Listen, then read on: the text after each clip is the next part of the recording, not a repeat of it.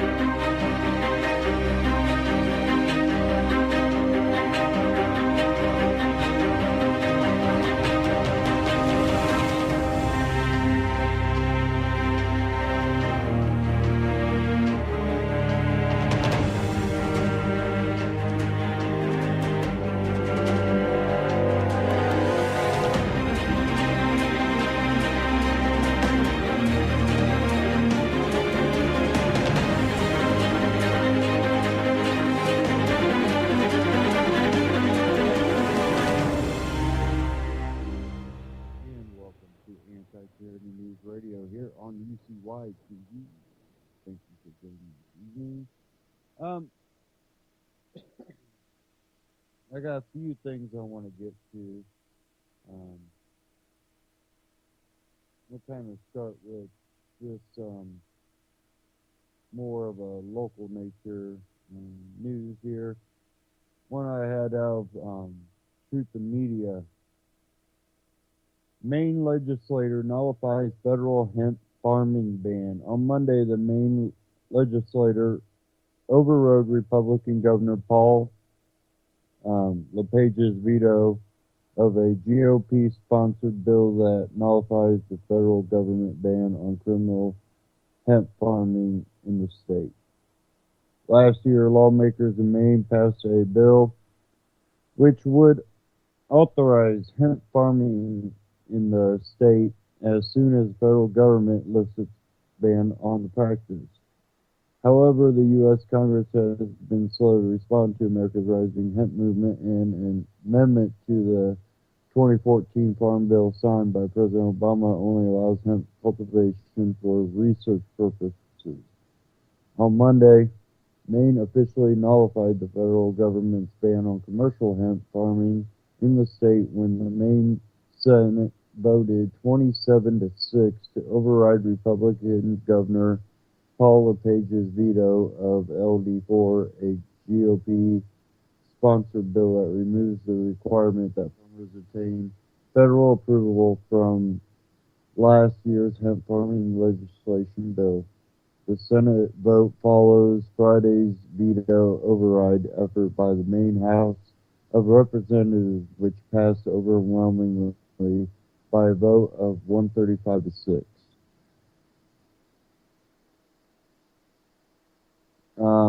Governor LePage said in a May 8th statement defending his decision to veto the bill, "I simply cannot support inadvertently putting Maine's hardworking farmers at risk of violating federal criminal laws, which is the practical effect of this bill." However, lawmakers in the State House and Senate were able to meet the 2 to 3 vote threshold necessary to override his veto. Which, we talk about nullifying stuff, and it's a step that you can take if you have the support for that, which, depending on where you are and what issues you're pushing for, usually depends on whether you can get something nullified.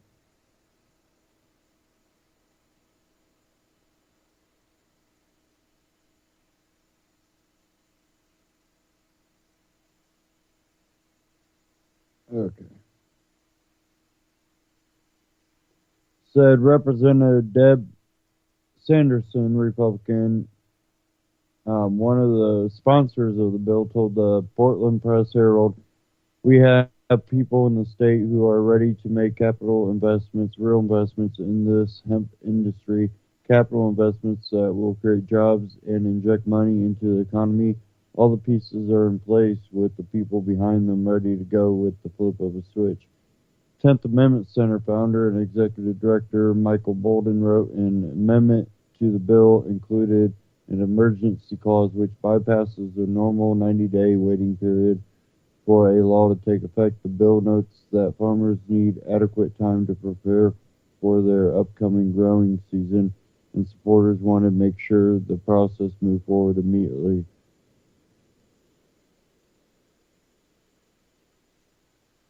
Bolden continued, "Since the emergency clause was enacted, the new law goes into effect immediately.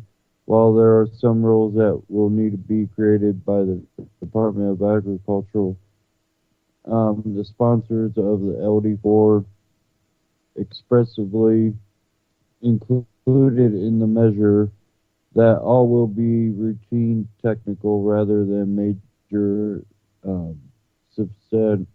substantive rules, and required the commissioner to issue them. Once this process is completed, it will end up to individuals and businesses in Maine to strike the final blow against federal bans on hemp farming should courageous farmers start growing industrial hemp without further authorization from Washington, D.C.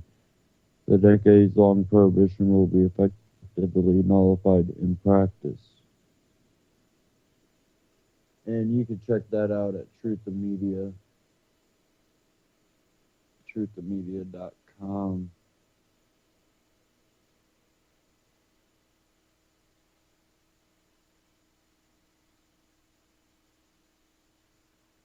I have one here from Ron Paul. It's a Liberty report he put out Monday. And this one's the Magna Carta at 800 years, is it still alive? I wanted to go ahead and play this for you guys.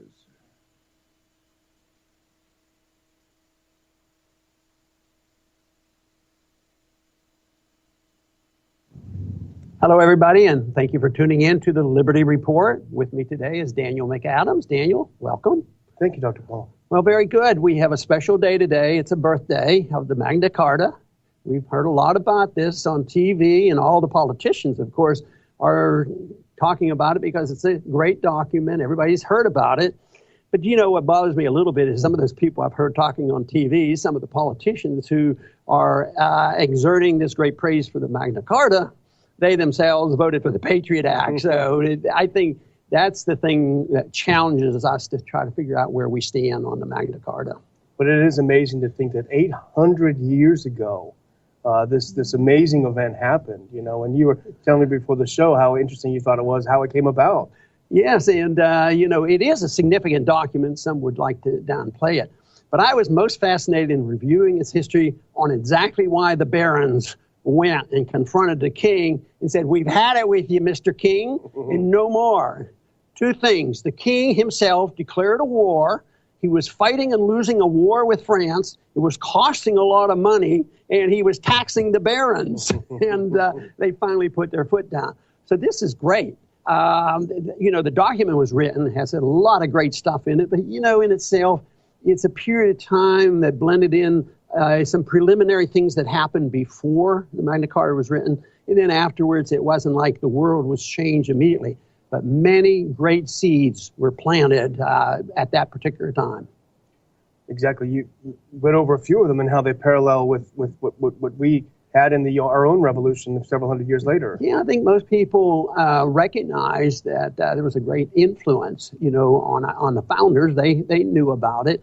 I think gradually, over the 800 years, it was up and down, and it was gradual, and a lot of bad things still happened.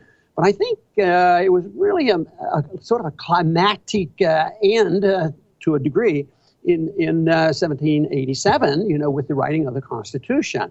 And that really was a great peak. But I don't see that as a continuation. I think it was an idea that was planted. Ideas have consequences, and many, many positive things came from this. But I would say the last 100 years has not been the greatest. With our country introducing the income tax, which is confiscation of wealth, the inflationary system of the Federal Reserve, and change in foreign policy, and to the point today where presidents make the declaration of war. So I would say that it has gotten a lot worse, especially since 9/11, last 15 years. And when you look at something like that, the NDAA, perpetual detention, without due process of law, confiscation of assets. Matter of fact, asset forfeiture has nothing to do with liberty. And now all you have to do is see some person slap a child on his butt, and he could lose his child without any rule of law or checking them out. So we're at a point where I think we're in bad shape with the government, but I also believe there's something alive and well in the country when it comes to the ideas of liberty. What were the main principles, just to review for people that hadn't? Well, the most important thing that I think people remember, and I remembered it during the debate, and that was habeas corpus. You can't hold it, and we were holding people in the NDAA without a hearing, and a trial by jury, and implying jury nullification too. The trial was important. That the king had no special privileges at all, and that Parliament was a superior branch of government, not the king, and that there should be swift justice.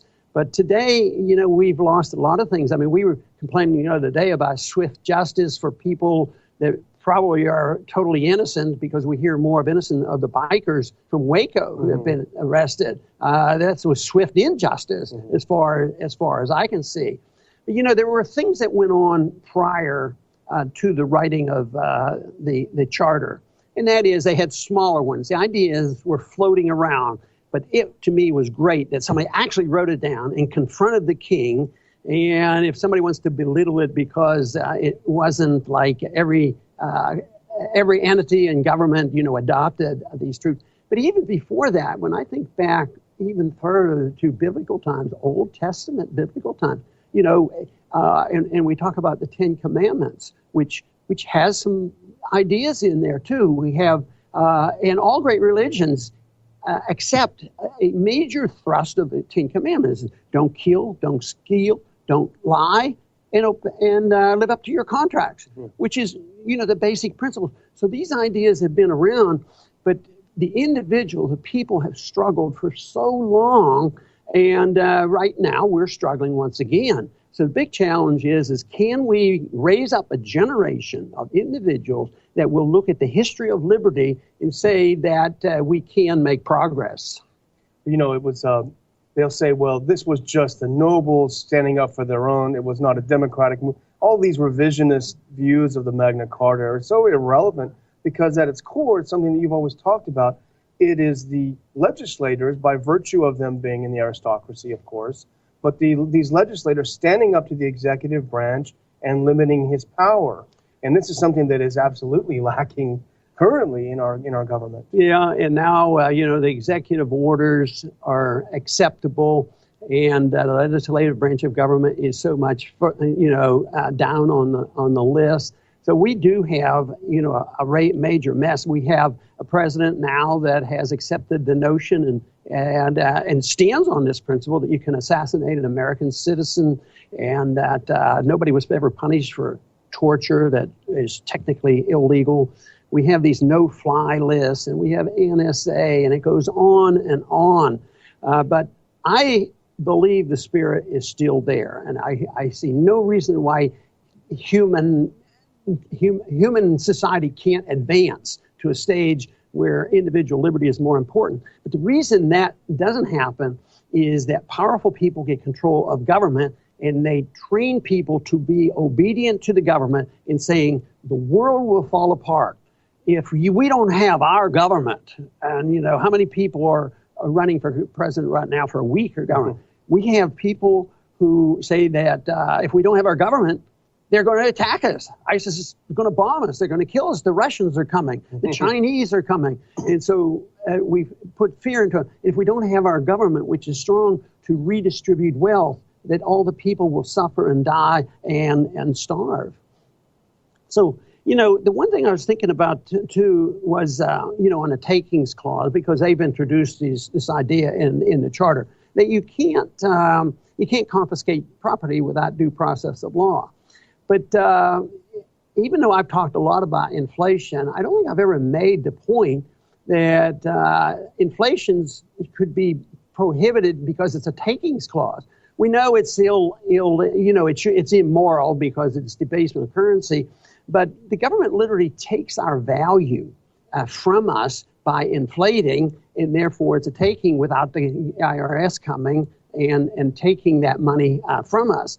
So this is something that I think is important. So it has to be that if we're looking toward the system, we have to have sound money. They didn't talk about sound money, I don't believe, in the Magna Carta, because back then most of them believed that only gold and silver were legal tender, and that's why that's in the Constitution. That's an interesting point about the takings.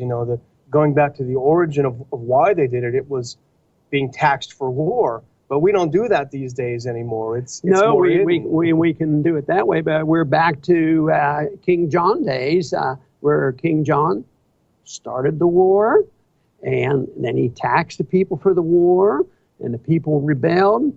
But here we are, our presidents flaunt it, and they start the wars, and they tax us and inflate, and the people don't say a whole lot. It's hidden, right? I mean, they hide the tax. They hide it, but the Congress acquiesces. They go along with this.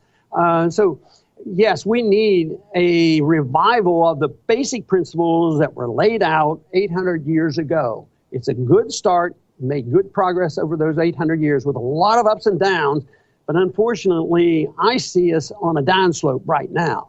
And that's why so many of us are complaining about what's happening in this country. But you're still optimistic. I'm optimistic because, we do spend a little bit of time with young people. And a lot of people like to point out those young people, all they want to do is listen to loud music and drink and carouse and all this. But the people we run into when I go on my trips, I find they are a special group. And just remember, we all have to remember that, you don't have to have a large majority to change anything. It takes an irate, tireless minority that is agitating and fighting with ideas. And I'm sure if they took a poll back in King John's day, the poll probably would have been say, hey, don't mess things up here. But so there were a few of those barons finally had it. And I know they were protecting some of their interests, but they also had a justified complaint. That is, the king made the war, and he was taxing them, and they were losing the war. And that's exactly what's happening here today. The king, our king now, makes the wars, and they tax us directly, indirectly, and hide the tax. And the suffering continues. And we're back to, 800 years ago. But things probably aren't that bad because all we have to do is study history and see some progress, and the progress is there. The emphasis on the individual has been known, I think, ever since man could conceive of himself, because I think we're born naturally with an instinct to love our life and love our liberty, and yet we get it beat out of us that we can't have our life and our liberty unless government takes care of us, and then the bad guys get control of government. It makes an argument for very, very small government. I want to thank everybody for tuning in today to the Liberty Report, and please come back soon. Ron Paul Liberty Report. You can find it on YouTube. Just type in Ron Paul Liberty Report and it'll pop up. Now, there's such a push, it seems, from a lot of people for a small government, whether it be,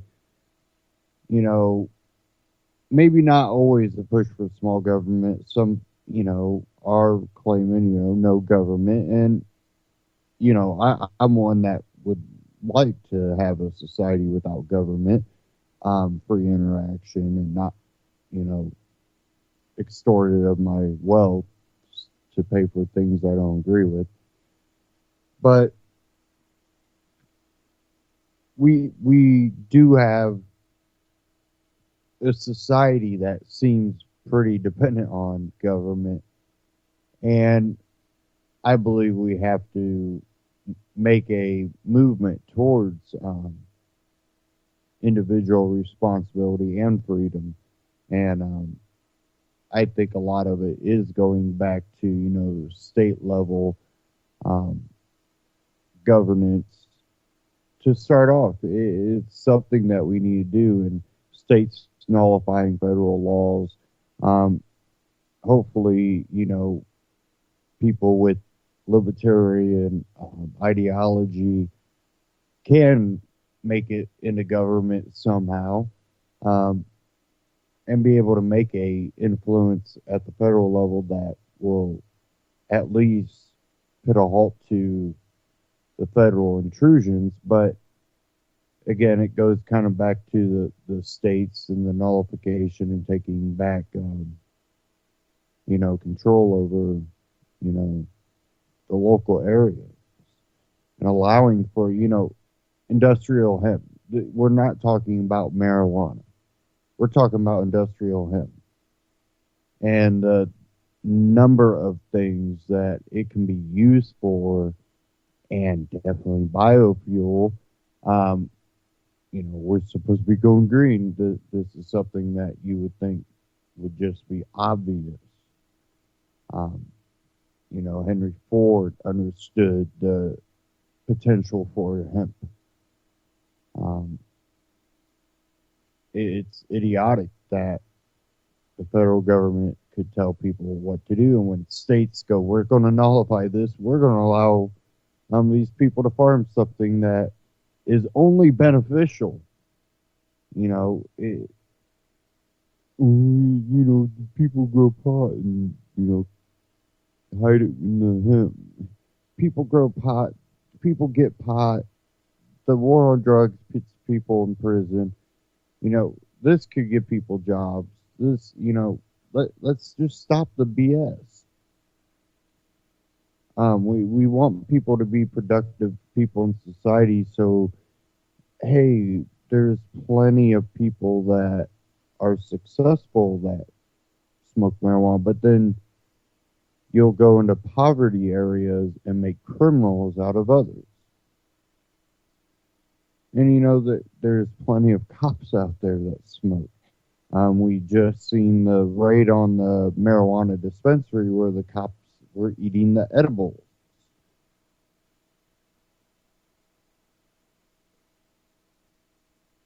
And I think there might have been an update on that. Let me check here.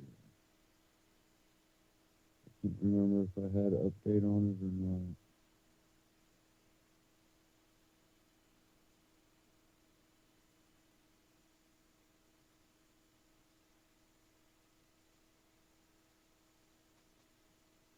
For some reason, I want to say I heard something about them suing, maybe.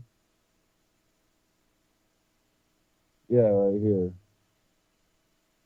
Let me pull this up here. Truthandmedia.com had it.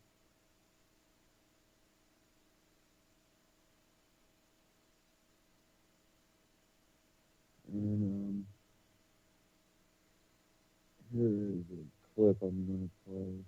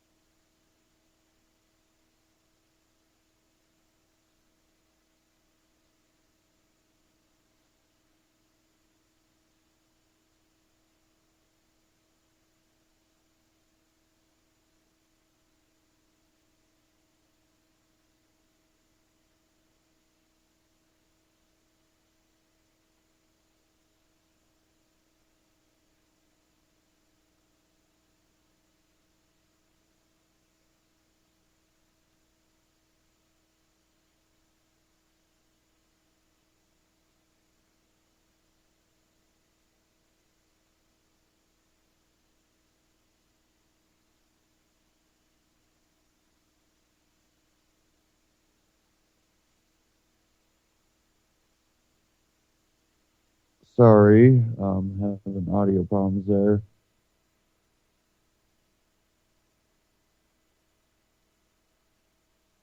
Okay, let me try to figure out what's going on with this.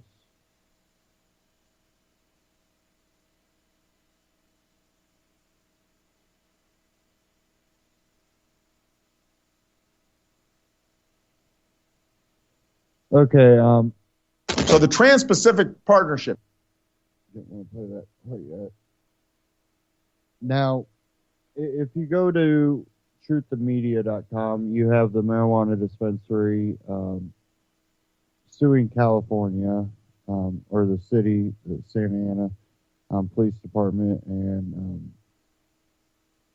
according to the lawyer, there's evidence of corruption with the lottery for the permit process. One judge had put the permit process on hold. The dispensary that was raided was operating illegally, but they're fighting it. And we see that the cops, in this case, were just as corrupt, eating edibles, and the footage is there, truthandmedia.com. Okay, I kind of want to get into TPP. This is Christopher Green, AMTV. TPP, what you need to know. That we're working on. It's the biggest trade deal that we're working on right now. Has to do with the Asia-Pacific region. And it reflects our values in ways that, frankly, some previous trade agreements did not. It's the highest standard, most progressive trade deal in history.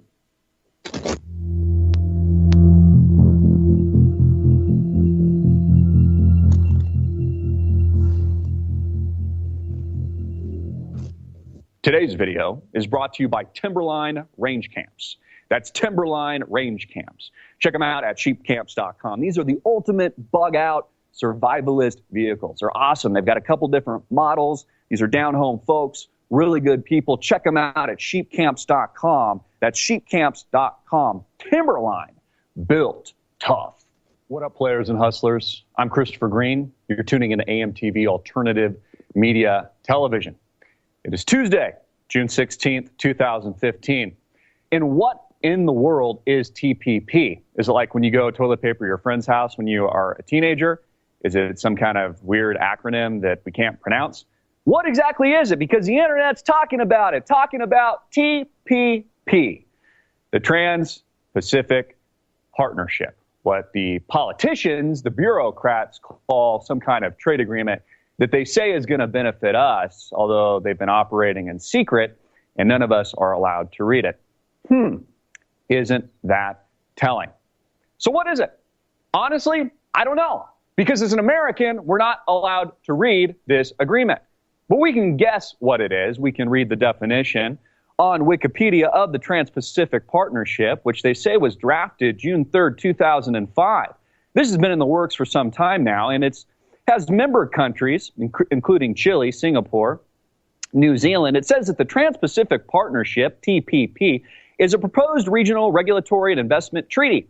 As of 2014, 12 countries throughout the Asia-Pacific region have participated in negotiations of this agreement. Australia, Brunei, if I'm saying that correctly, Canada, Chile, Japan, Malaysia, Mexico, New Zealand, Peru, Singapore, the United States, and Vietnam. The proposed agreement began in 2005 as a Trans-Pacific Strategic Economic Partnership Agreement. The TPSEP, or P4, participating countries set the goal of wrapping up negotiations in 2012, but contentious issues such as agriculture, intellectual property, and services and investments have caused negotiations to continue into the present.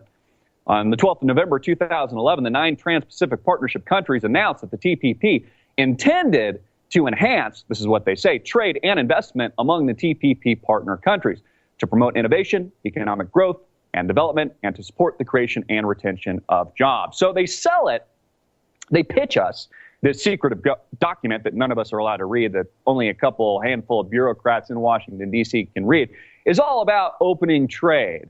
It's benefiting the people, right? It's to increase our trade relationships and supposedly to increase commerce with these member countries. Well, what's notable about it, the first thing I see is when it's talking about intellectual property and, of course, digital content.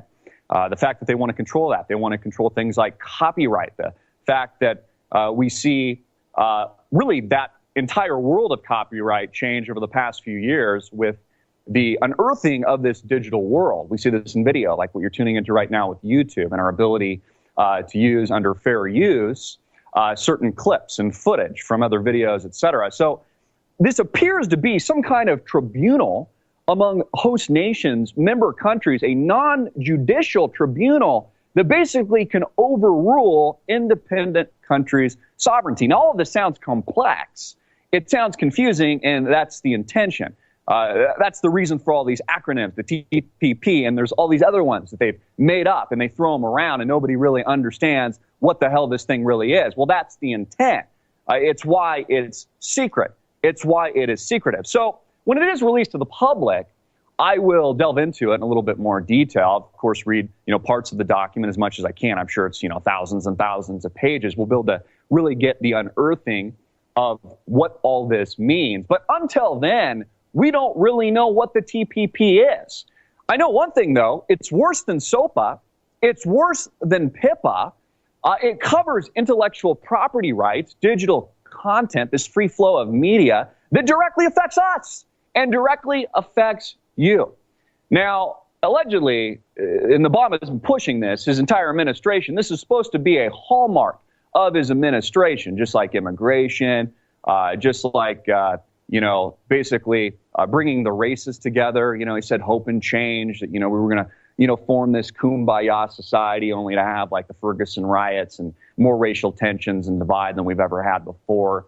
A society now that embraces people transforming themselves into females, even though they were born a male, people faking their races, et cetera, et cetera. Now, there's supposed to be another vote, I guess. I don't think it's secret, but another vote today on Tuesday, which is today, in regards to the TPP, or one of the other acronyms that has to do with this trade deal. So the point of this video and the point of the TPP is it isn't toilet paper.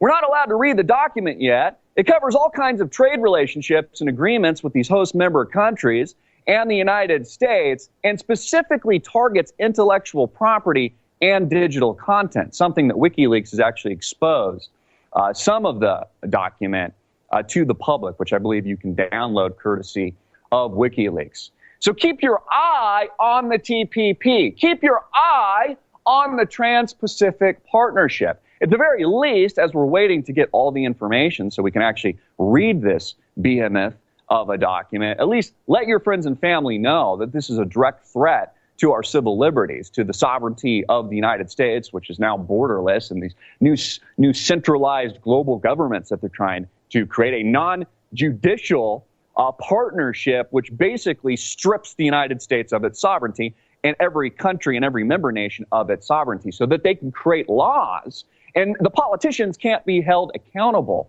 for the laws that are created or imposed non-judicially.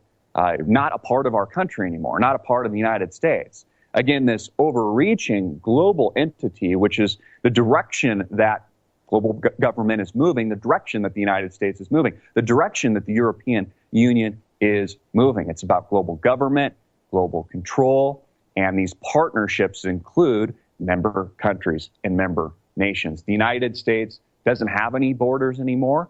The United States doesn't have its sovereignty anymore, and all you have to look towards is these types of agreements and partnerships being created and pushed by the criminal Obama administration. Get this video out everywhere. I'm Christopher Green, hard-hitting it in your face as usual, and click the link below to support our sponsor. Christopher Green, AMTV. You can find him on YouTube, AMTV on YouTube. Now, there was something else for news here that I've covered, Christopher Green covered, a lot of other people have covered, and it has to deal with the petrodollar. And this, people are like, oh, this everybody talks about the economic collapse. I don't see it. I don't see it. You know, the stock market's doing okay, and not understanding what's happening globally. And one reason I think that they really want the TPP and all this with Europe and you know, this Trans-Pacific Partnership is because America's, I believe, is about to lose its fight with this petrodollar. And they are looking at a way to distribute the pain. Or, you know, I think it's to kind of make this other currency that might be able to fight China and Russia. And I came across another one from Kurt Nimmo out of InfoWars. Russia and China just put another nail in the coffin of the Bretton Woods petrodollar system. Dollar collapse will result in war and police state fascism at home. Sanctions imposed on Russia have little to do with Ukraine or the supposed aggressive behavior of Vladimir Putin.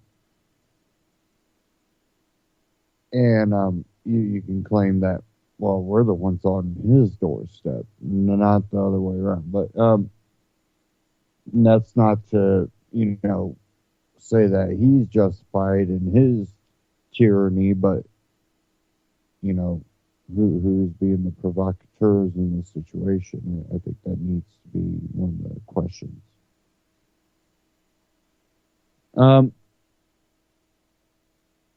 Says here again, give me a second. They are a direct response to a Russian move out of the petrodollar system that has ruled since the 1944 Bretton Woods Conference that established the U.S. dollar as a global world currency and created the World Bank and the IMF as the institutions upholding its hegemonic rule. Excuse me. On Tuesday, it was announced that Russia and China are expected to use the ruble and yuan in payments for gas supplied using the Western Altai pipeline. The proposed pipeline will export 30 billion cubic meters of natural gas a year from Russia, Western Siberia to northwestern China. As a sales contract is not signed, then of course the currency of payment has not yet been determined, said Gazprom export CEO Elena Bermastrova. However, the Chinese side and the Russian side are discussing today and are in negotiations on the possibility of paying in yuan and rubles. The announced plan followed an October 2014 deal signed between Beijing and Moscow that will strengthen the yuan and ruble and reduce dollar and euro dependency. Prior to this,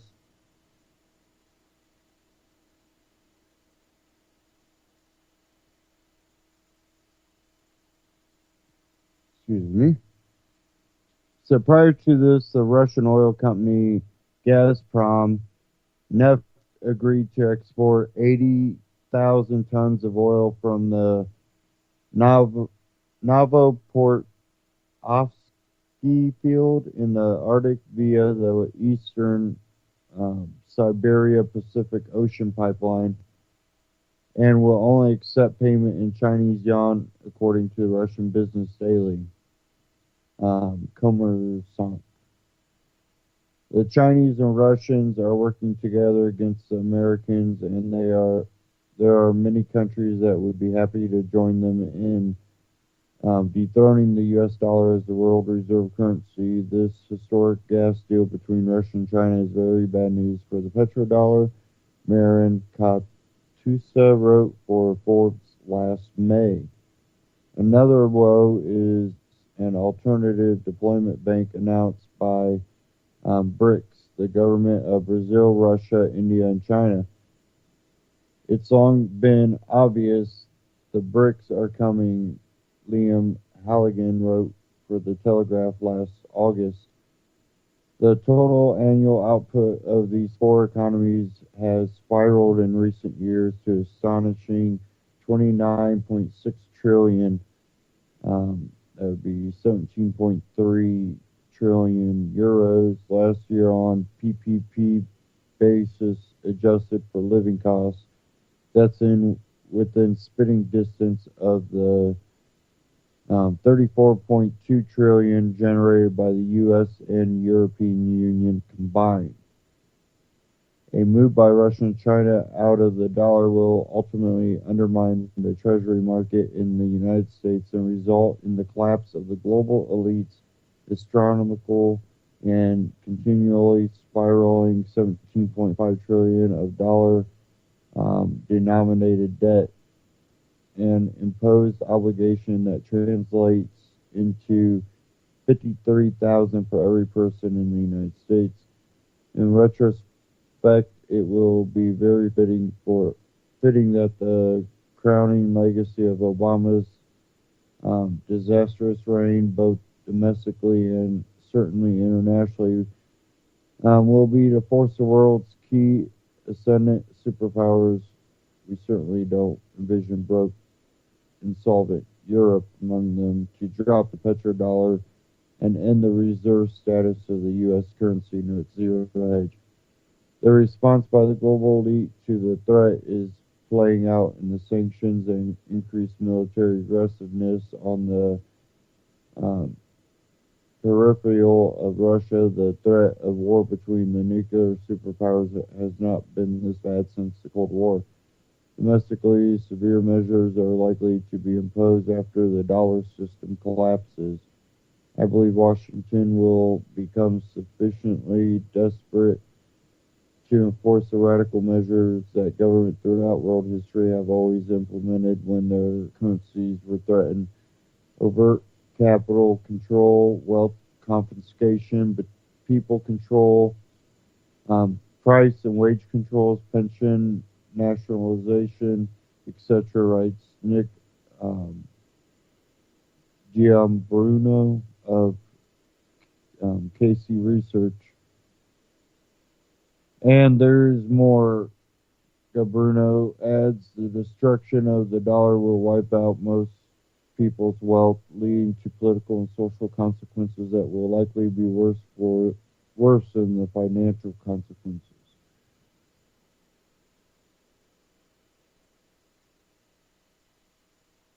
And there's a couple reports from InfoWars videos here. One, Russia warns it will stiff banksters and dump the dollar.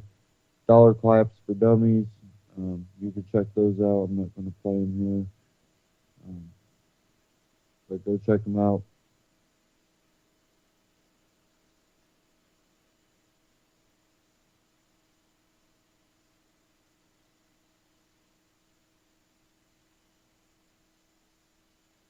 Okay, give me a second here.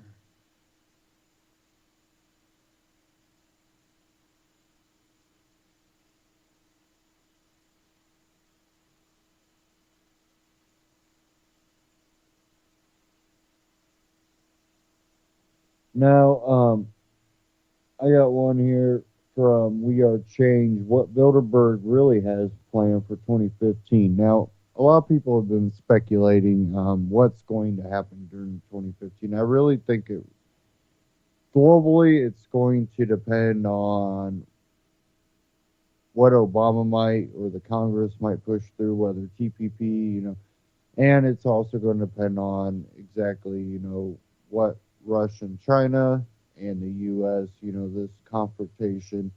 And I think the U.S. is going to be pinned in where we're going to have other countries that are going to be willing to go on with this other currency exchange and dump the U.S. dollar. I don't think it's just going to be the BRICS nations.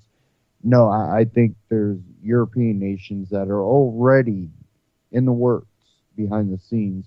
And I think we've seen that when we've seen their cooperation with the establishment of this new banking system, that I think will end up being the control mechanism for the ruble and the yuan.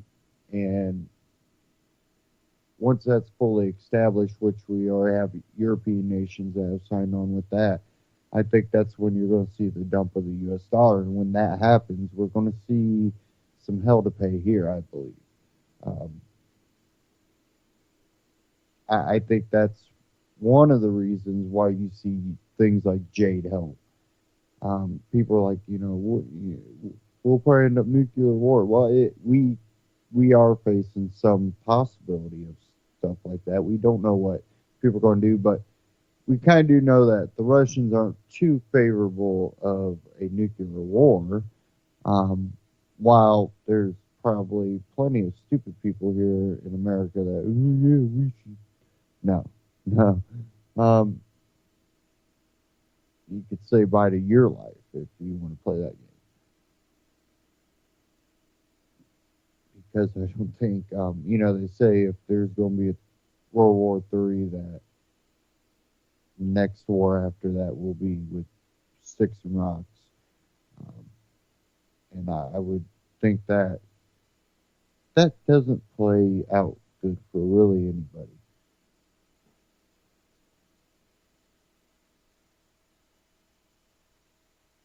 Again, it depends on how far sides are willing to push, and it also depends on, are we going to even get to that point before European nations are backing, maybe Russia and China. But, things that are being discussed like that are being discussed at places like the Bilderberg meetings, and it's by corporations and all these elitists playing with your lives, basically. And when things get pushed to a certain point, these are the same people that are going to be advising and basically steering governments to do certain things to keep control. And that's where I think danger for you, me, and the rest of society comes into play. So I'm going to play this here from We Are Changing Stuff you have in here.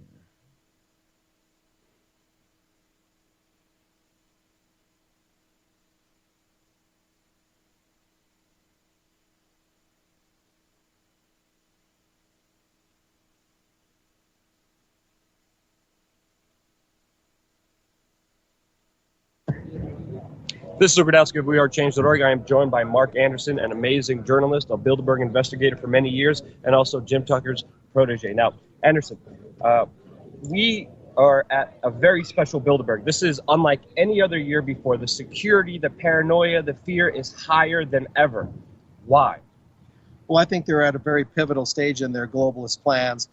Certainly with 15 topics, they're trying to cover a lot of ground in the notoriously short amount of time that they spend at each meeting. Of course, what goes on between Bilderberg meetings, not just at them, is very important. So 15 major topics, huge ones. USA elections, they've got a handle on that. They're going to want to know who the president is and have a lot of influence there. One of their topics, is globalization. Hell, you can park the whole universe under that. It's so broad, but they also have European strategy, so it shows that they're strategizing. They're not simply listening to each other talk and sipping tea and caviar. And so, they're covering a lot of ground. They're trying to prevent the EU and Eurozone unraveling. Brexit is in the news even now in Der Standard. This is the newspaper, Der Standard, that Bilderberg member Oscar Bronner, who attends every year, is the publisher of. Right in today's paper, Sunday, June 14, there's a big article about Brexit. They're very, very concerned. My inside and outside sources tell me that Greece is going to leave the Eurozone. Bilderberg member Martin Wolf, a longtime Bilderberg attendee who's a journalist for Financial Times, was told by a Citigroup representative that they are literally as afraid now of the EU and the Eurozone unraveling as they were in the early days of European integration when they first created the European Coal and Steel Community, right back to the very roots of European integration, which was a major thrust of the initial formation of Bilderberg. So they are literally looking right down to the roots of this thing and saying, is this thing going to hold together or not?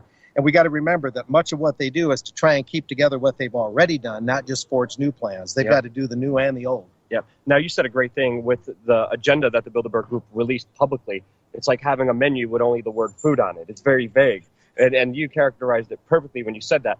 But I'm curious. There seems to be a lot more kind of military-industrial complex people, a lot more people tied into the war machine this year at Bilderberg than any other previous year, and kind of less of the financial market, less of the IMF, less of the World Bank.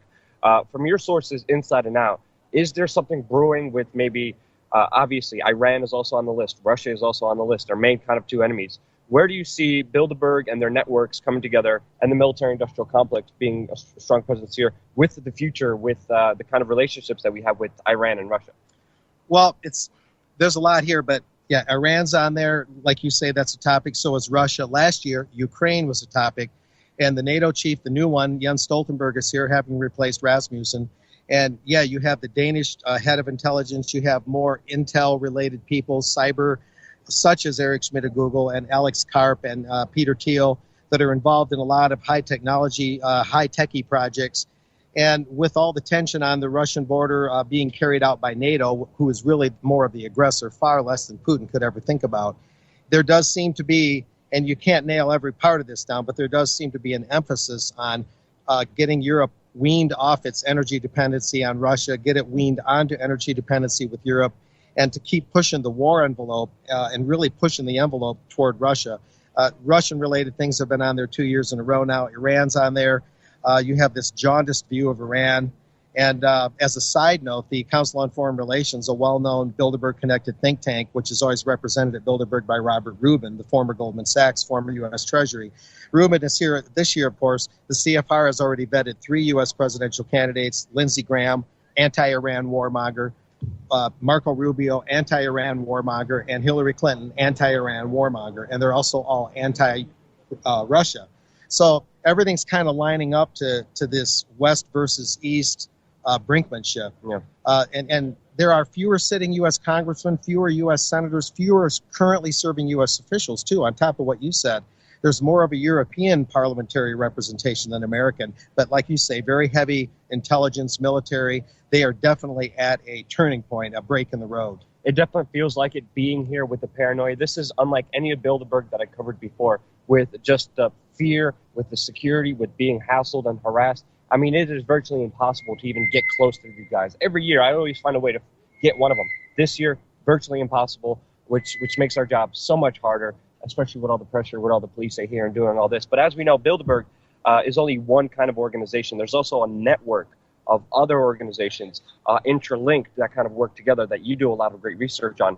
How do you see the kind of inner networking, these kind of think tanks, this kind of outside organizations involved in Bilderberg? Well, a major one is this rising star in Bilderberg, Klaus Kleinfeld of Alcoa. Now, he's with the Business Roundtable, which is one of the most powerful pro-corporate lobbies on the face of the earth. The Business Roundtable had its sights on trans-Pacific partnerships and things like that, similar things back in 2005. I've got a report about that. Kleinfeld is here every year, and his Business Roundtable is bending the arms of U.S. congressmen right now to pass fast-track authority for Obama to get the trans-Pacific and transatlantic partnerships, which are very Bilderberg-friendly. And as Jim Tucker would report, they get their trans-Pacific, or their Pacific Union, rather. That's the Trans-Pacific Partnership. Their Atlantic Union, that's the Transatlantic Trade and Investment Partnership. Tucker pointed out early that these big building blocks with their economic trade deals would be a major construction cornerstones, if you will, major construction components of a world state, a corporate world state.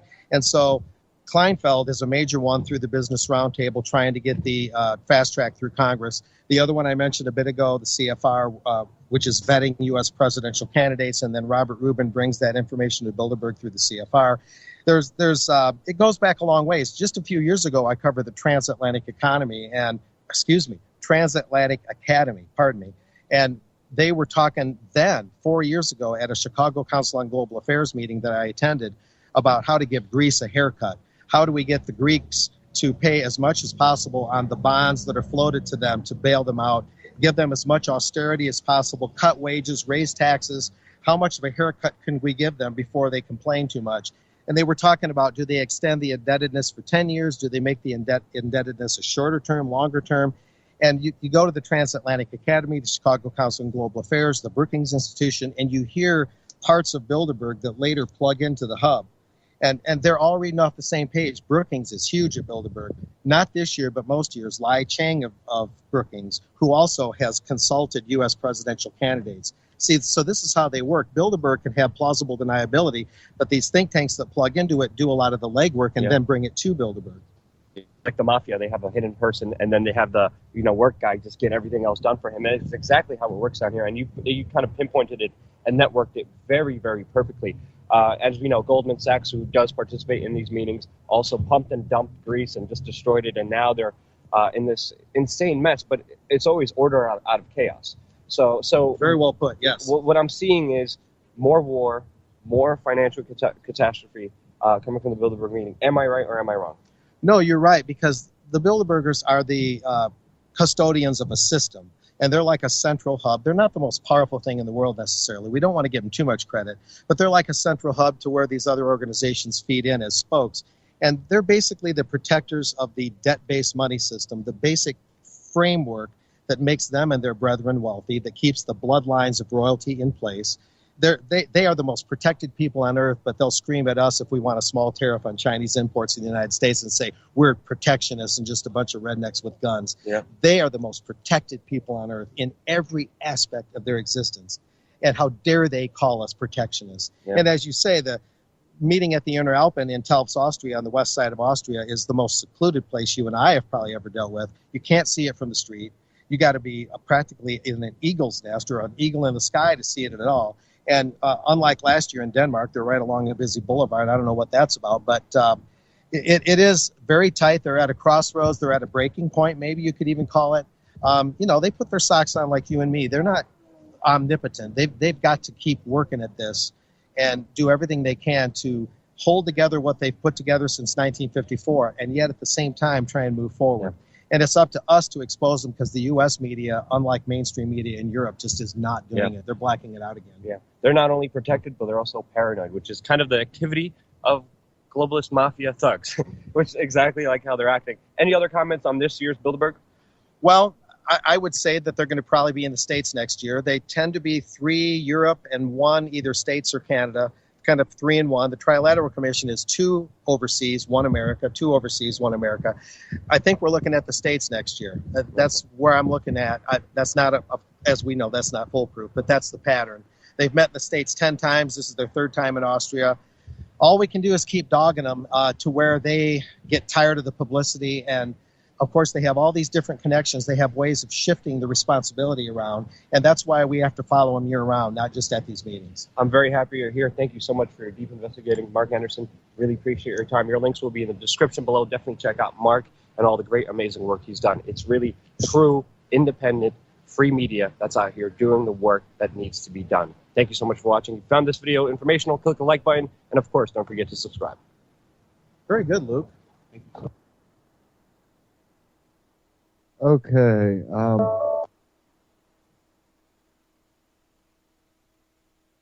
Give me a second here.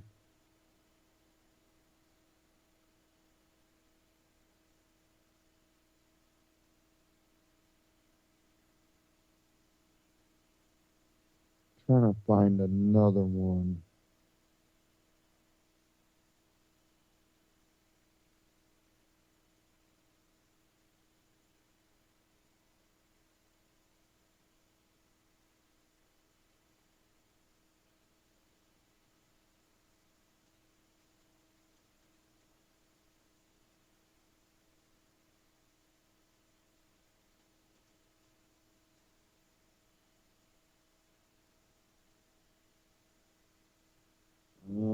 Give me a second here.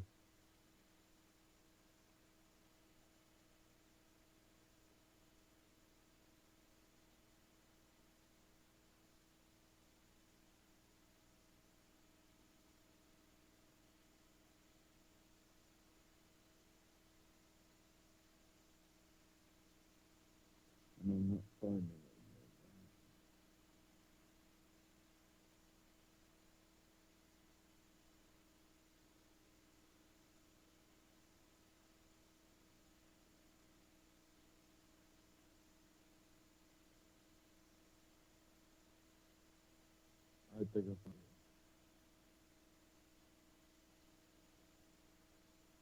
No.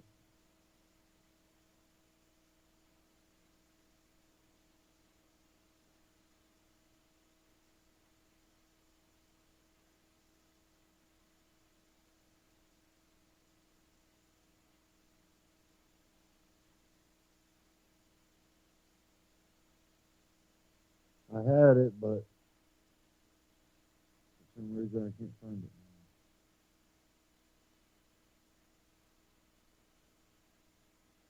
I wasn't signed in when I watched it. Part of the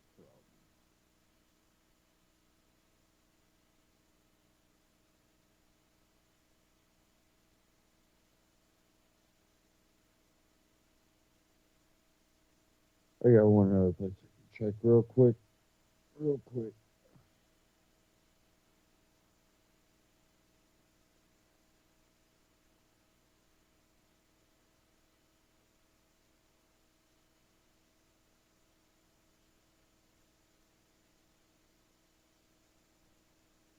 And, you know, if you've seen any of the actual times that type of an interview, you can really see like a disgust for you, or you know, disgust for the everyday person. They really like look down upon them, and doesn't look like I'm finding it.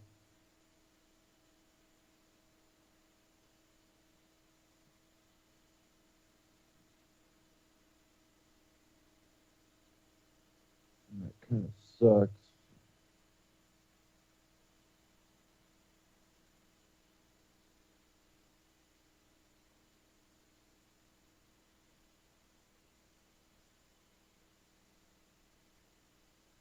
Okay, I did find it here.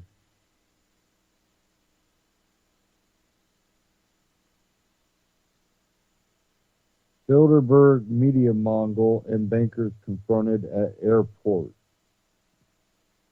Let me bring this up on YouTube. I found it at Infowars.com. And I guess it's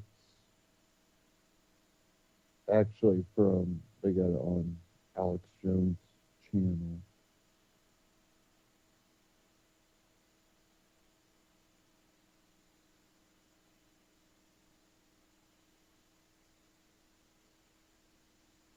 And if you go to Infowars, just find Bilderberg media mogul confronted at airport. And they have pictures of some of the attendees. And I'm going to play this here from Infowars, the Alex Jones channel on YouTube.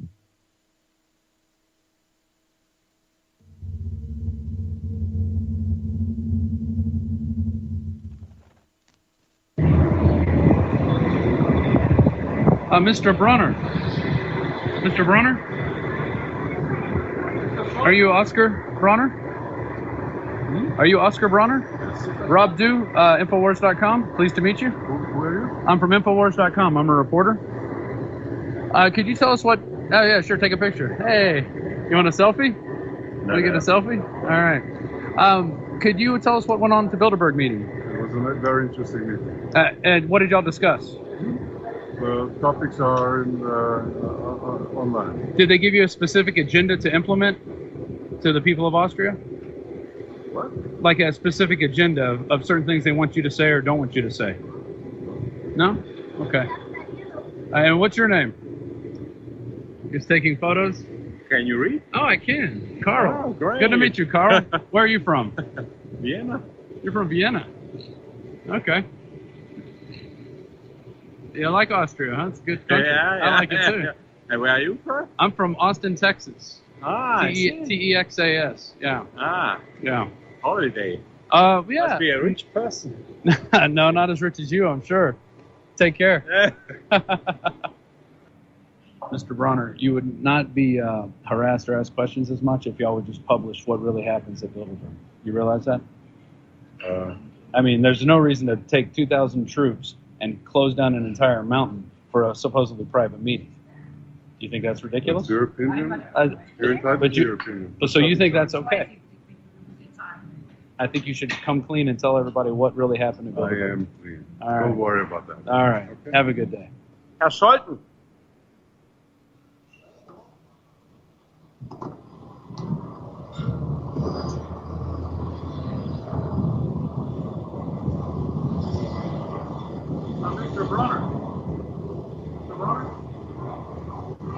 Mr. Scholten. Mr. Scholten. I'm from Infowars.com. I'm a reporter. Could you tell us what... Mr. Scholten. You're the host? You were the host this year of the Bilderberg. It would be nice if you don't... Okay, I'm sorry. So you seem to be very famous in Austria. So I guess that was no good idea coming here, Mr. Schotten. Can I ask you something? And I want to know what happened at the Bilderberg meeting. So, because you talked about who finances the Bilderberg meeting, that you invited all the banks. So could you give me a little detail on that? Which banks did finance the Bilderberg meeting? So I would like to know about this. So this is the 2015 host. He's like a head of an Austrian bank, maybe the Central Bank of Austria, I'm not sure. He's like a banker, and he has invited the other Bilderberg guys. He was on TV also, an Austrian TV, and he talked about it. And he talked to the guy, and he asked, why is it so secretive? And he obviously gave no answer. He only talked about like the women there, like they don't have much women there. But he didn't really talk about the inside that they talk about. Why is there so much police? Maybe you could answer me this, Mr. Scholten.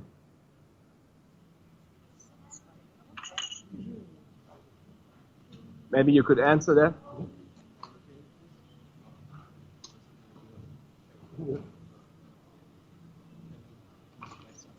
No.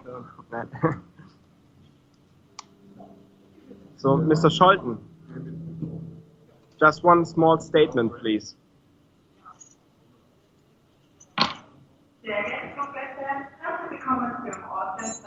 I talked to Mr. Bernabé like a couple hours ago. He also said there's Chatham House rules, he can't talk about it. Are you sure you want to take your coffee here?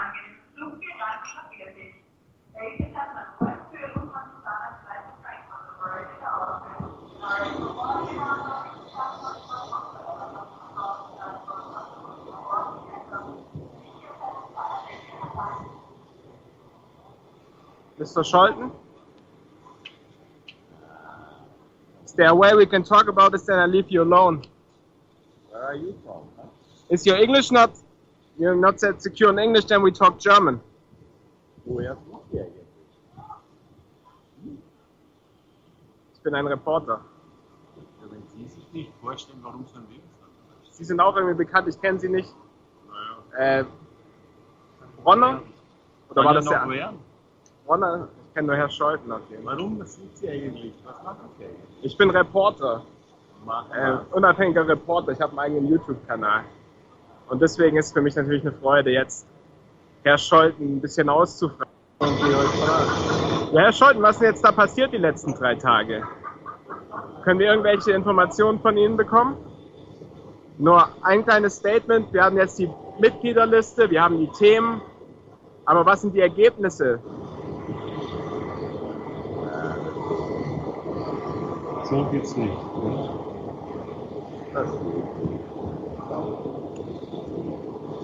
Warum herrschen denn bei den Bilderbergern so harte Regeln? So I go back to English. Mr. Shorten, why are there so hard rules in the Bilderberg meeting? Why can't you talk about it? Because Mr. Bernabé said to me later, a couple hours ago, he said to me, this is Chatham House rules. Eigentlich schon, ja. Nein, also ich rede jetzt ganz normal mit ihm. I'm talking to him like normal. Someone said, like, I'm getting on the guy's nerves, but I guess it's absolutely okay.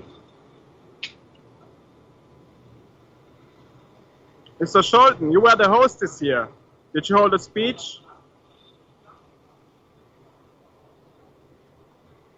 What's your connection to David Rockefeller? Did you ever talk with him, with Queen Beatrix?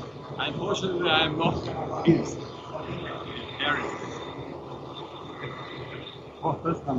Would you leave us alone, please? Unfortunately, I must say. No, this is just normal press. That's not how press Yeah, works. not what you're used to, but that's what press is supposed to do if they're not invited at Bilderberg, like der Standard in Österreich, who tells it to the other guys, huh? Is it true? Das Gott.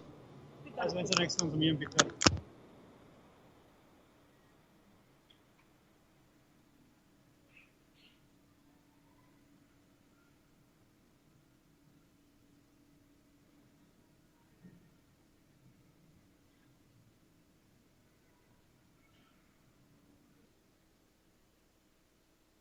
And the police made him leave.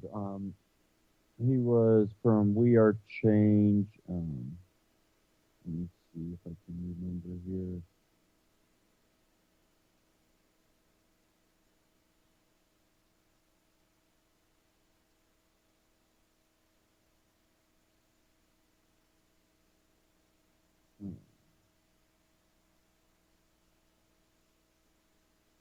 Let's see who originally posted that.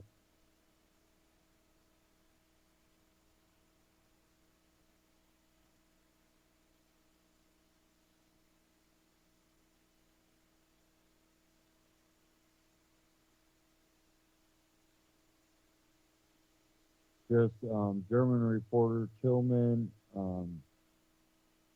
Netchel, Knecchtl.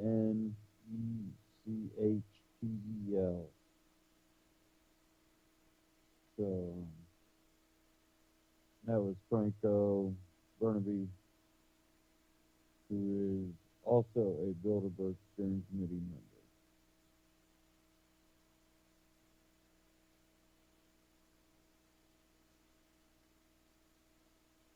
Now, these people meet in secret.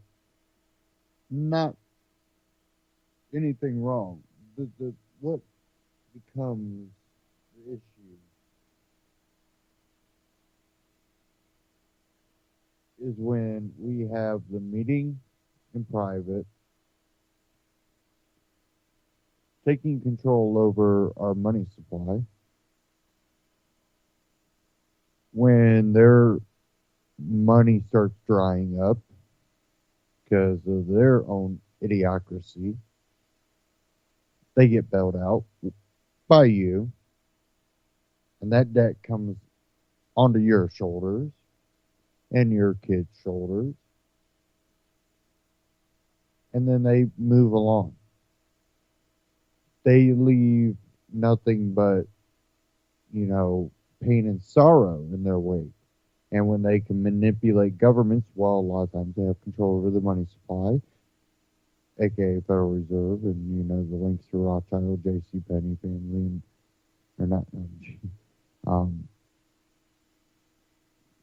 it becomes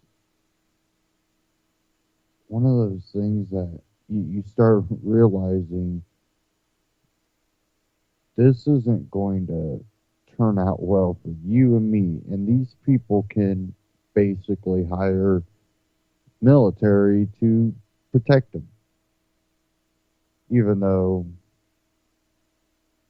we've seen that 3 reporters were able to get past checkpoints using G7 summit journalist accreditation to get past, and once it was figured out who they were and that they weren't supposed to actually be there, freaking out occurred. You can take whatever you want, just you got to leave now.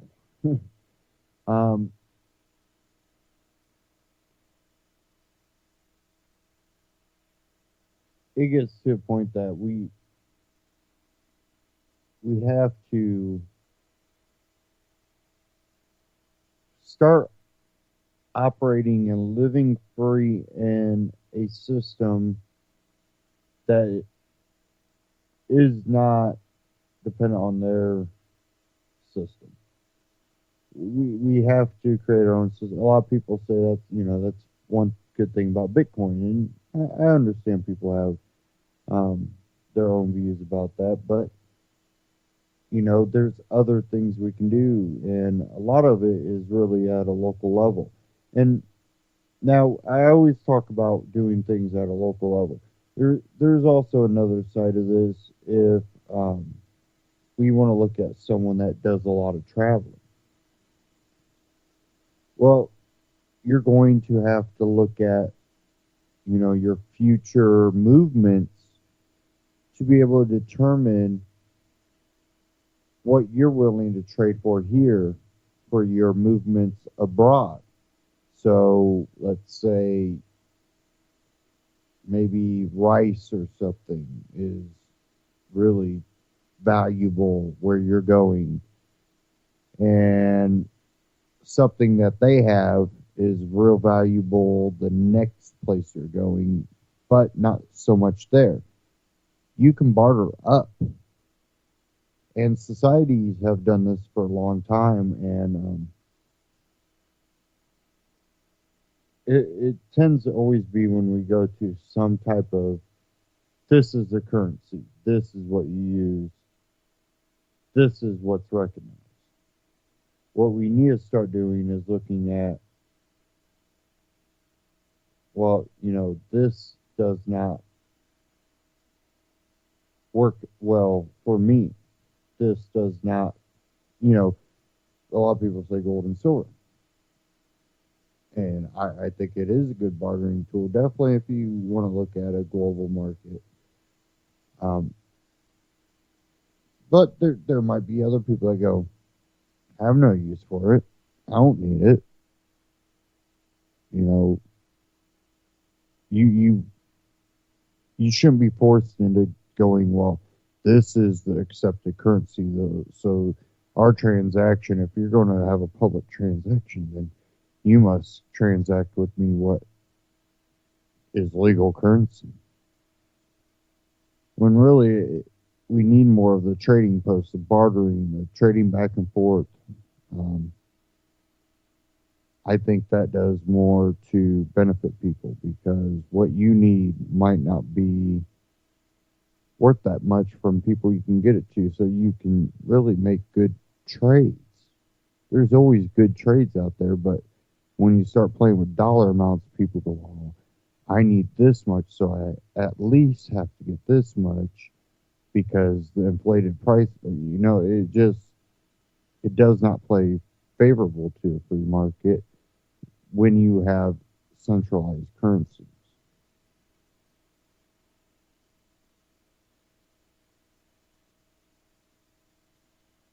I had something here I wanted to cover out of the freethoughtproject.com. Warning, federal court rules that Second Amendment right is now a reason for cops to detain you. Grand Rapids, Michigan, in a stunning violation of Second Amendment rights, the U.S. District Court of Western Michigan ruled that police have the legal authority to detain individuals that choose to exercise their constitutional right to open carry a firearm. Open carry is also specifically allowed under Michigan law. The ruling means that people in Michigan who choose to exercise this constitutional right are now subject to being stopped by law enforcement for engaging in a completely lawful activity. Officers detained Joan DeFert in early 2013. He's walking down the sidewalk with a holstered FNP 45 pistol. After receiving a 911 call from a woman who spotted DeFert with the open carried but holstered handgun on his person, the dispatcher initially informed the caller that Michigan is an open carry state. However, the woman subsequently explained that she found DeFert's presence alarming, due in part to his wearing of camouflage.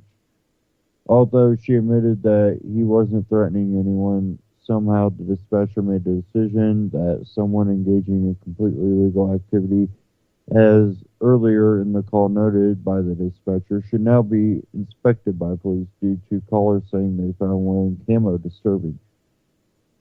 The absurdity and logic that someone wearing camo takes a situation from being a completely legal situation not to be interfered with and raising it to a level of needing police assistance shows the extreme, arbitrary nature of this entire situation. And they have the video there at freethoughtproject.com. You can watch the interaction.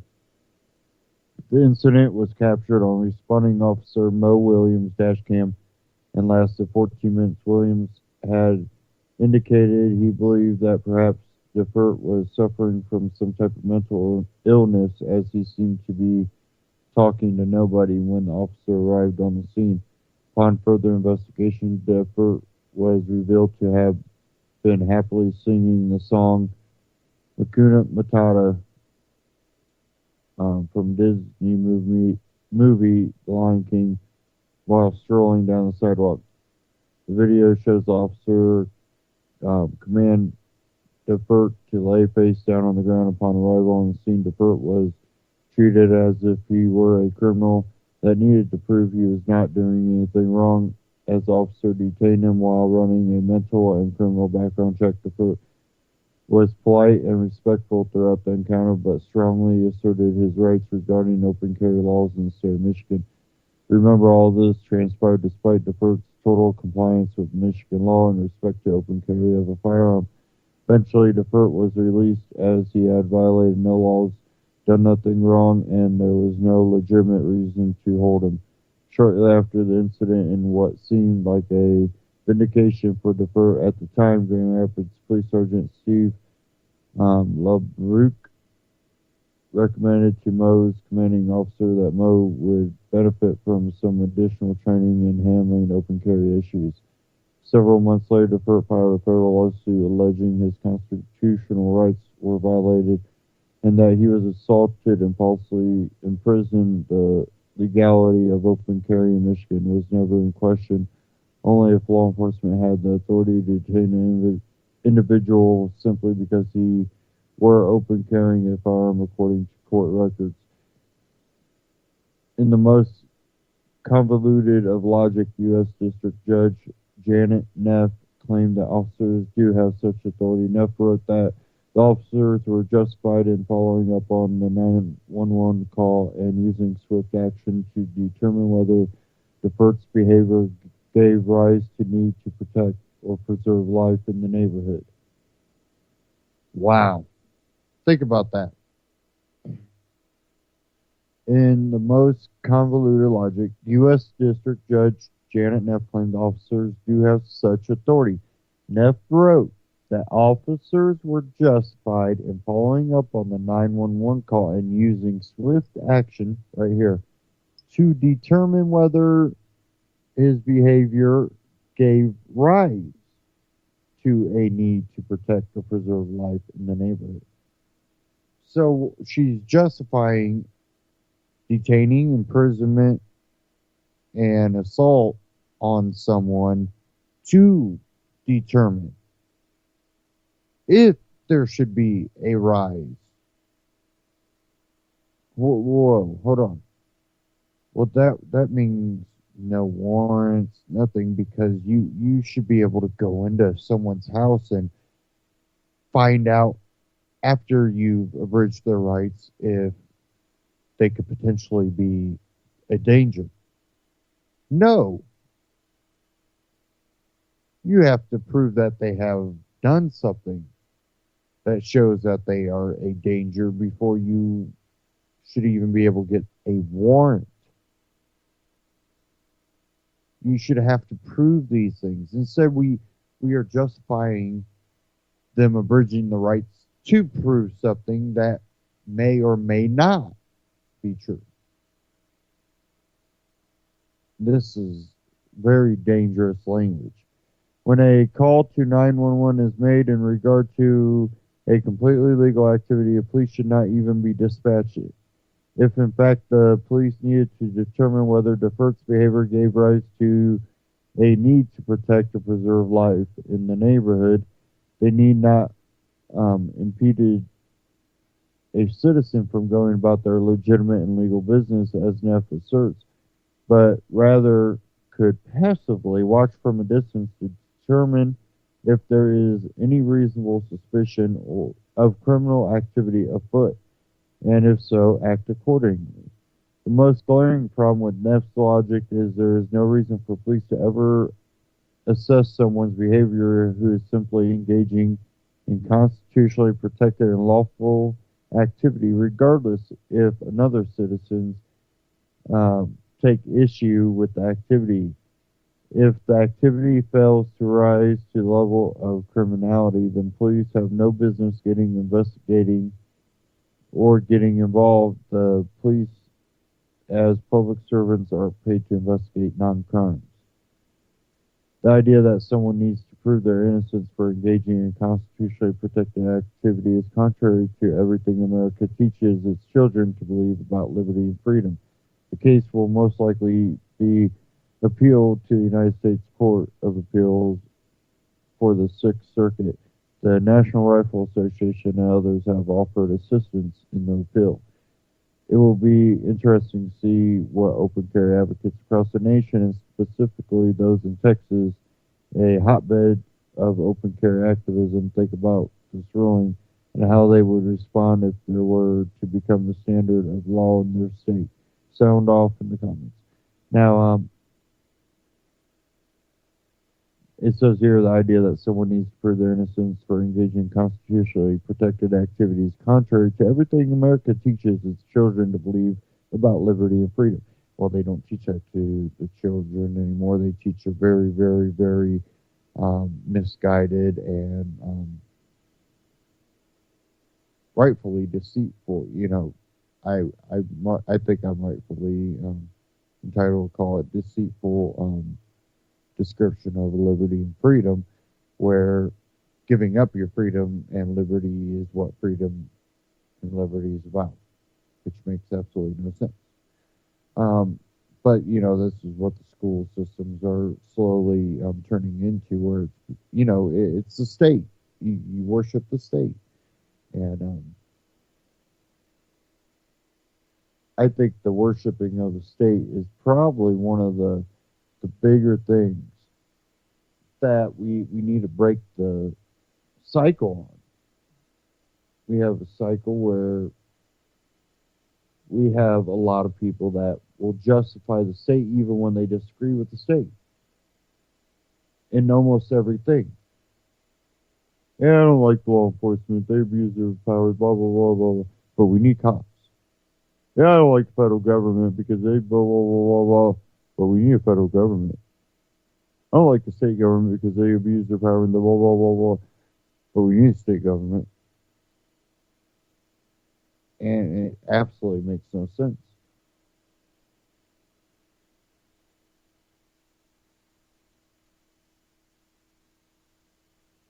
Where are we sitting at all the time?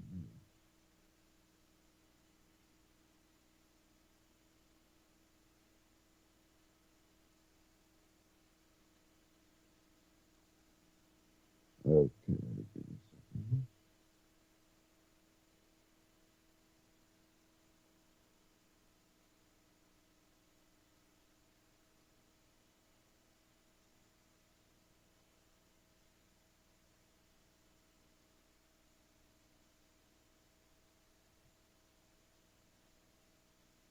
Well, if this works, I might be able to get through it.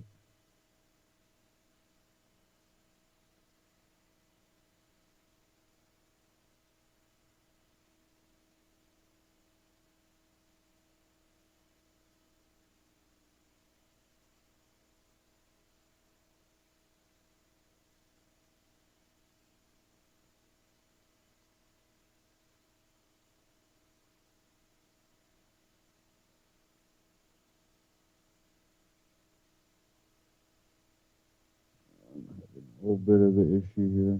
Can't get any of the browser to load right now.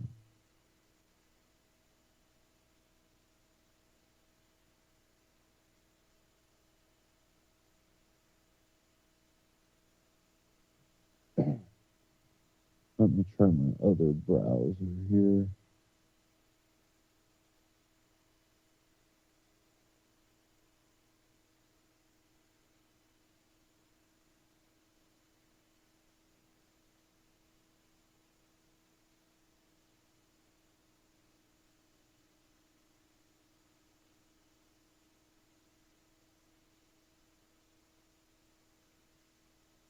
Okay,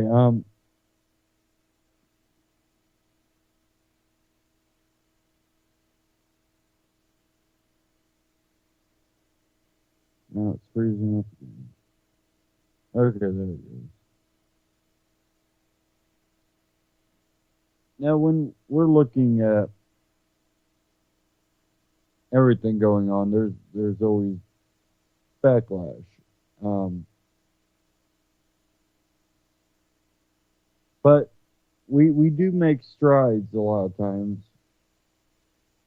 And I think one stride that we're making is really, it's in the education, the distribution of the ideas, the ideology of living free, being a free person, the free and voluntary exchange between people, the ability to not be extorted or imprisoned for doing nothing but minding your own business. And I think we are moving in a ideologically way towards freedom. And I think we will eventually have to, because when you see a movement in the way people think, that's when you eventually will see government follow. But the problem is what goes on in between is usually a lot of fighting. And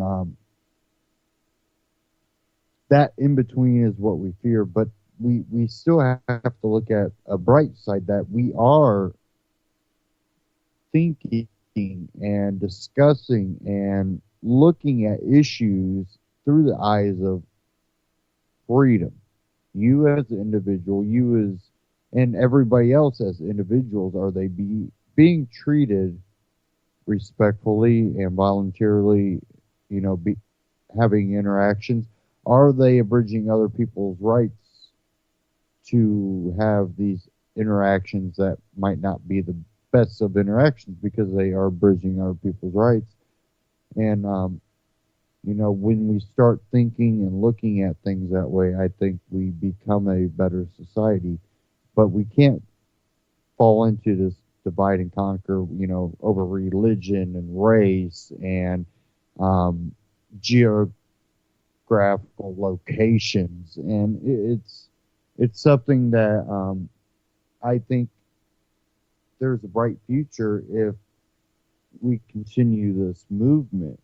But we have to be open-minded and be willing to question these things and really put it to that test. Does it go along with this? Does it allow the people to live free? Or is this contrary to people being able to be free?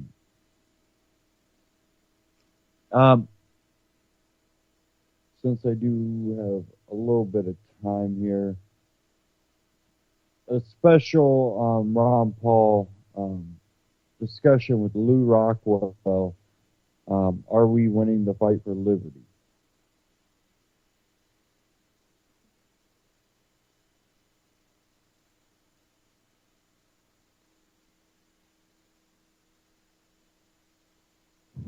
Hello, everybody, and thank you for tuning in to the Liberty Report.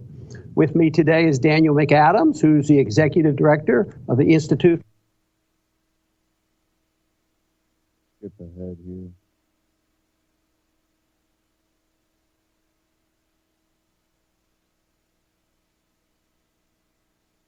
Pieces, but tell us a little bit about that. Well, I was concerned.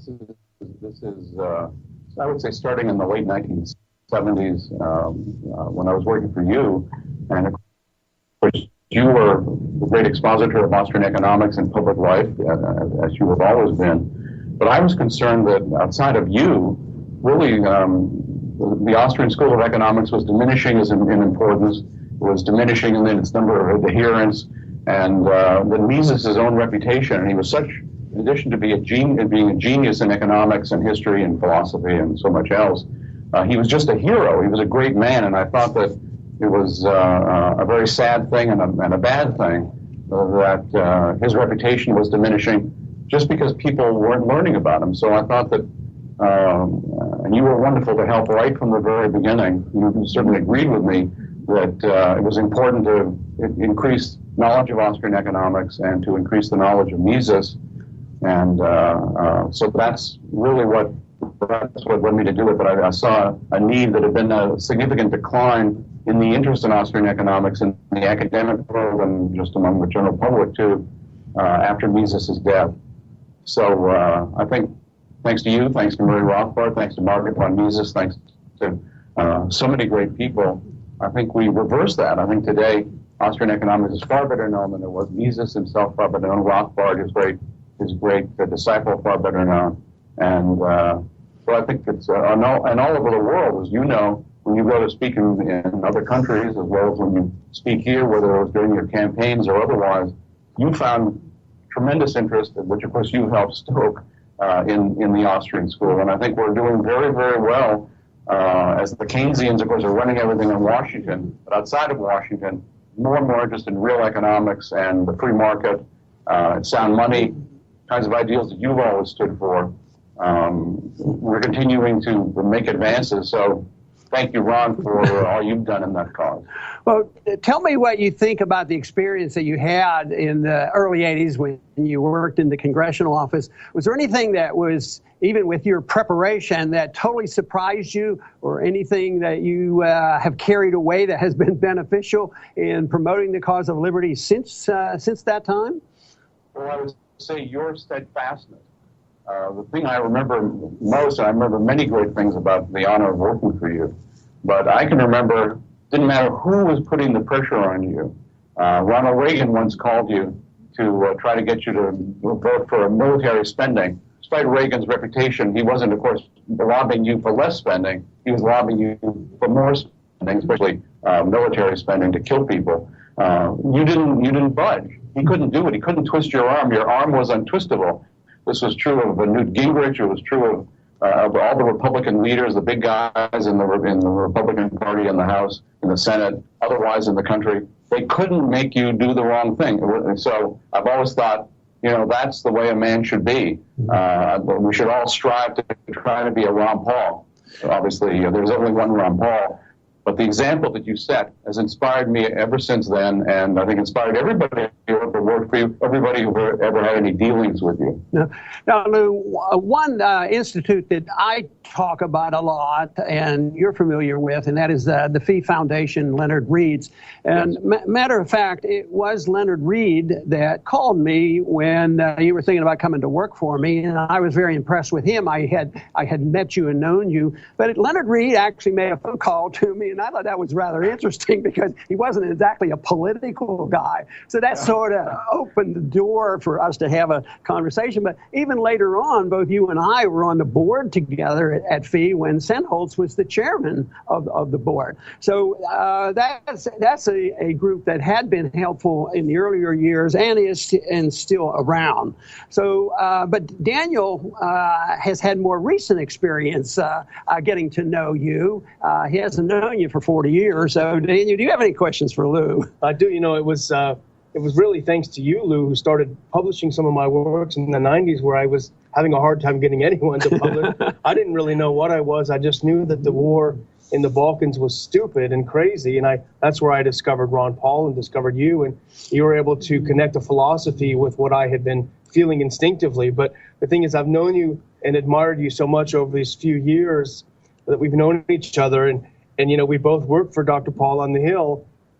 And I just can't help but asking, knowing you like I do now, what was it like when someone called and said, "Do you want to come work in Washington on Capitol Hill?" What went through your mind? Well, of course, Ron Paul's the only person I would have done that for. And for those who are big promoters of politics as a way to achieve things, I always think it's significant. In the entire history of the American Republic, there's only been one Ron Paul.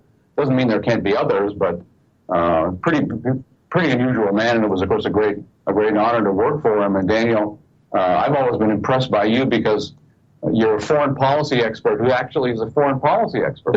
I mean, virtually everybody who comments on foreign policy is just a liar and a propagandist.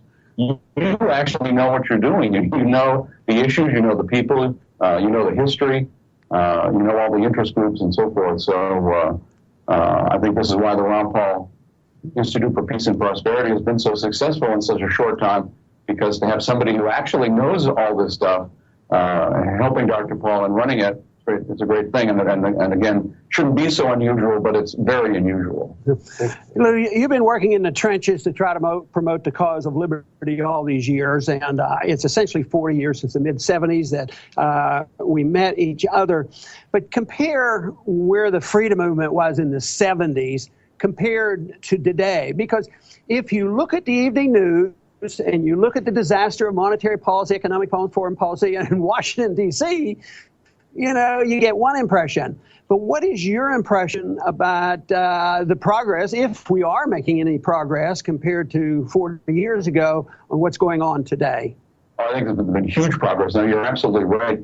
The commanding heights of the media and the government and so forth, all bad guys, all liars, all cheats, all people who, I mean, I always think it's a good idea. Don't even watch them. Don't turn on Fox. Don't turn on any of these networks. Get your news from the internet, from Daniel and at the Ron Paul Institute and other places like that.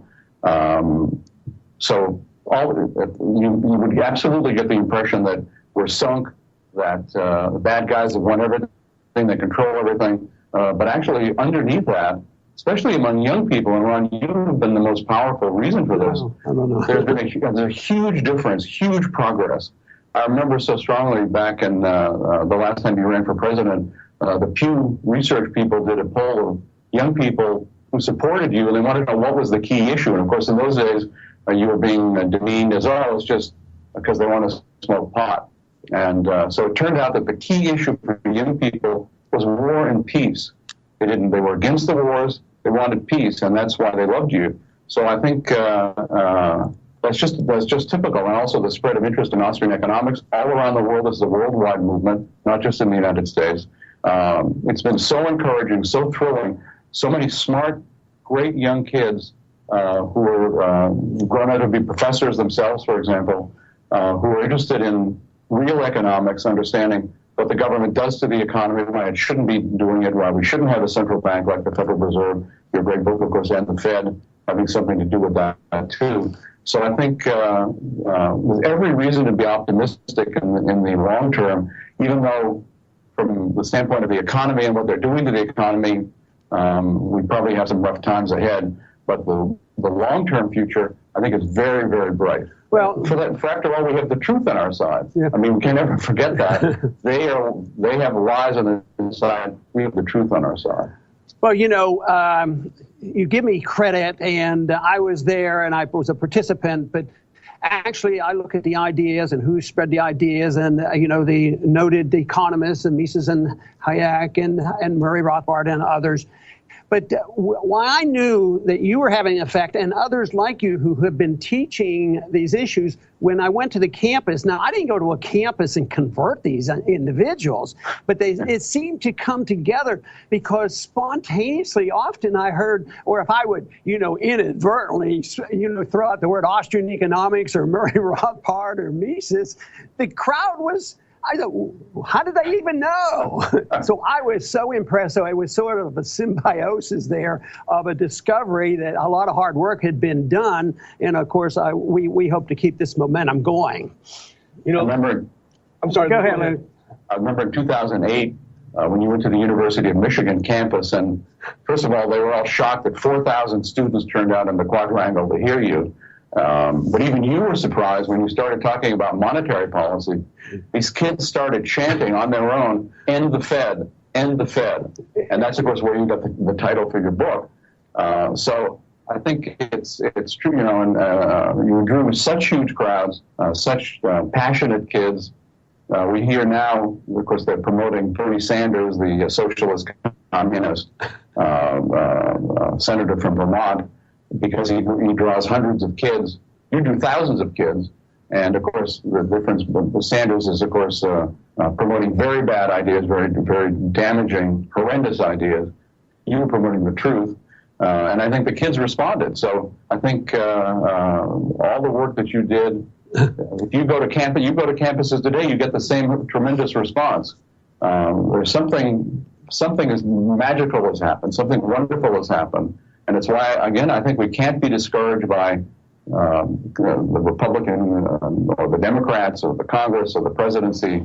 They're all a problem. But underneath that, in the real America, great things are happening. One more item about the Michigan visit that I remember well. Not only did they shout out "End the Fed," but they started burning Federal Reserve notes. I really got a charge out of that. Daniel, you have a question for Lou? They were diminishing the money supply. Yeah, there you go. That was doing a good job. Well, Lou, we were going to touch on a couple of current affairs if you have a few minutes still with us. Sure. And one of the things I love about LouRockwell.com, and I read it every day.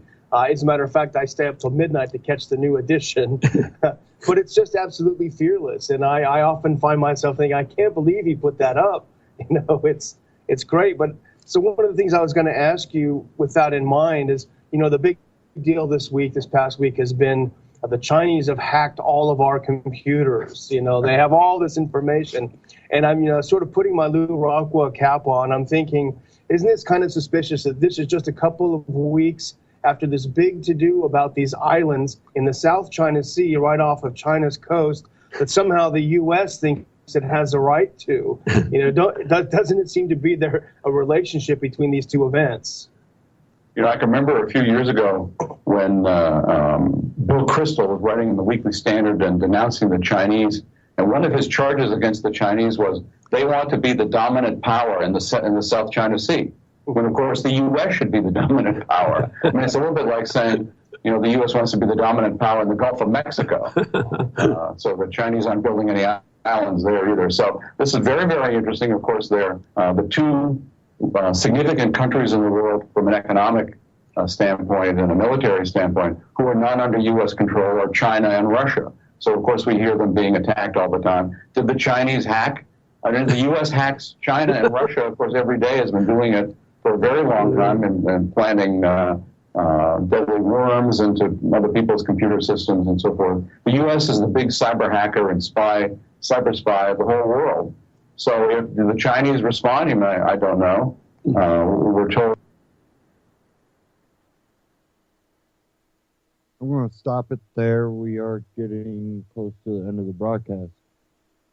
Now he's talking about China, and we've been having the propaganda about the Chinese and the hacking. We've had it about the Russians. Now, we're going to kind of backtrack a little bit back to Bilderberg and its connection to CFR. And CFR, has been kind of ran through a few presidential candidates that are anti-Iran, anti-Russia. Probably note that they're not pro-China either. They're nationalist, socialist.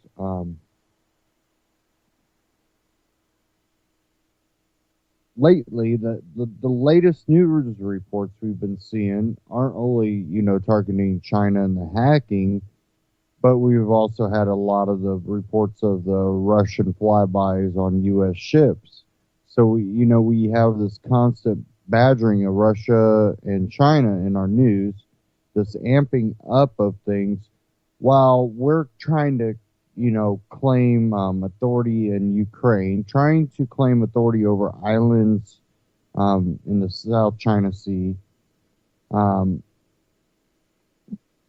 while our news reports that China or Russia is making aggressive movements. And basically the hypocritical nature of it all is really almost to a extreme now. It's pretty obvious. We go to the border of a nation, and when they amp up efforts to make sure they can protect their, homeland, we call that acts of aggression.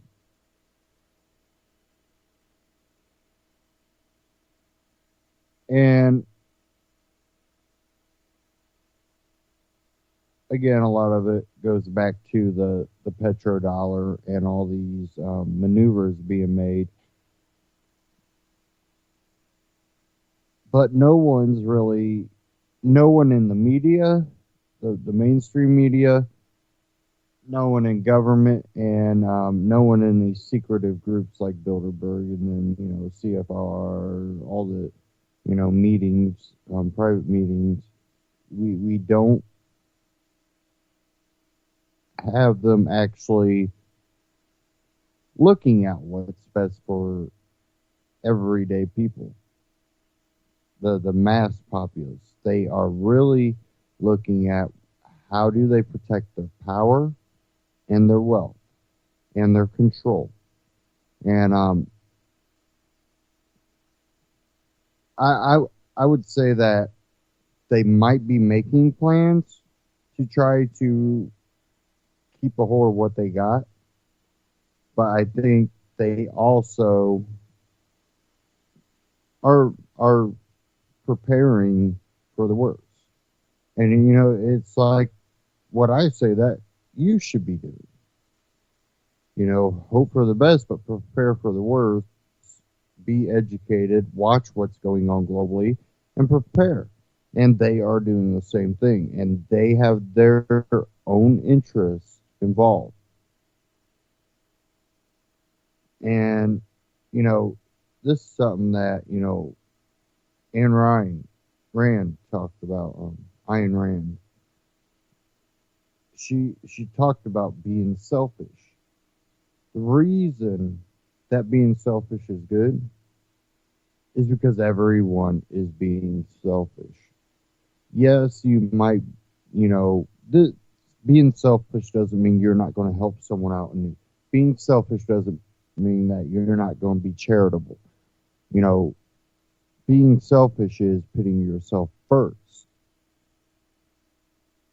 Because when you put yourself first, you usually will be putting yourself in a position that makes it more feasible for you to help others. If you give everything to everybody else, are you going to have anything to give to the next person you run across that's in need? No, because you'll be the person in need. Now, this doesn't mean that you don't help out people in need. It's you make sure you're in a position that you're not going to be the person in need. For them, the elitists, their main goal is to control wealth and power. And of course, we know that they dabble in transhumanism and everything else, but we could get into that in our show. We're coming up to the end of the broadcast. I want to thank everybody for tuning in. Don't forget to check